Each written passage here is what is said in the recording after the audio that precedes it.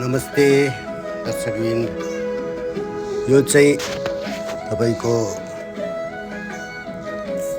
चितलाङ भन्ने ठाउँमा Madan Bhandari memorial and science technology college बन्दै रहेछ। धेरै रहेछ, यो 100औं रोपनी हो जग्गामा बन्दै गरेको, क्षेत्रफलमा बन्दै गरेको रहेछ। यो त्यसको यतापट्टि सबै नासपाती फार्म हेर्नुहोस् न कति छ। 200-400 रोपनी नै होला जग्गाहरू पनि सायद। यहाँ भन्न त एकजनाले त्यस्तै भन्थे 600 रोपनी जग्गा हो यो। त्यसपछि समथिङ यो प्रोजेक्ट मैले कति वर्षमा सिद्धाउनु पर्ने छ भन्दा होइन, यो धेरै लामो प्रोजेक्ट हो भन्नुहुन्थ्यो। समथिङ कति 56 अर्बको उसमा निर्माण। मदन भण्डारी यस्तो थियो। त्यसपछि साइन्स टेक्नोलोजी कलेजहरू विकास भएन। यति हो भन्दा राम्रो विकास चाहिँ के हुनु पर्यो त? यस्तो राम्रो विकास भएको छ, अझै विकास छैन। ल बुढाबुढी हामी पनि च्याट्ट अवलोकन गऱ्यौँ। यी कस्तो छ बुढी भन्ने सोधेको, बुढीलाई ठिक छ भने ल यस्तो अब के भन्नु हेर नि, कति राम्रो क्या, राम्रो पनि के नासपाती टक्क निकालेर चाहिँ उयो गरेर रहेछ। म त के टिप्दै रहेछ, टिपिसक्न आँटे अवस्थामा रहेछ। अब यो फोनमा फर्क्यौँ कलेजतिर। कलेज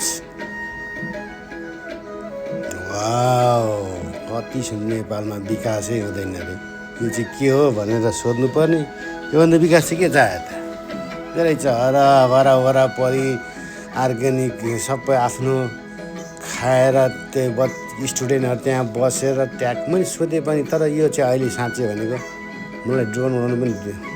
एउटा गार्ड दाइले मात्रै दियो, एउटा सर, एकजना सरले चाहिँ दिनु भएन भनौँ न, सिधै हुँदैन भन्नुहुँदै थियो। गाड्दै मैले यता उडाउँछु भनेको हुन्छ भन्नु।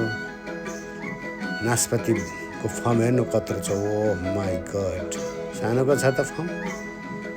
अब कस्तो कृषिमा नासपाती फलाएर कलेज हेर्नु। कलेज पनि फेरि कलेज क्या छ नि, कलेज मन पर्यो मलाई त। उमेर छैन, फेरि त्यही उमेर हुँदै यही कलेजमा पढ्थ्यो।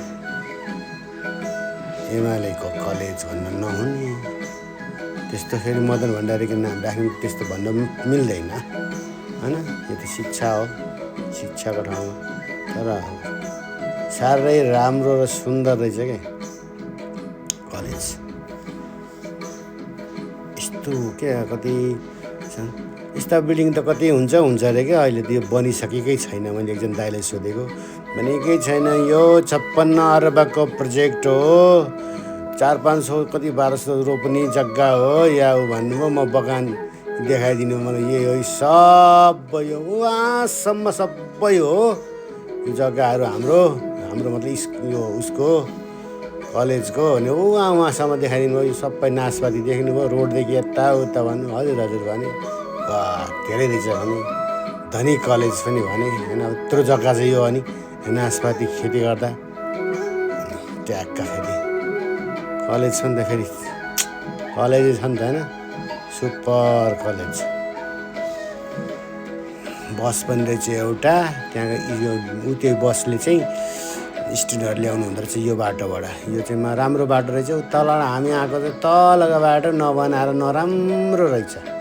अलिक गाउँलाई त्यति हेल्प गरेको चाहिँ होइन मैले दिएर चाहिँ। माथि बाटो बनाइदिएर तल्लो बाटो चाहिँ फेरि के बन्द गरिदिनु, के गर्ने।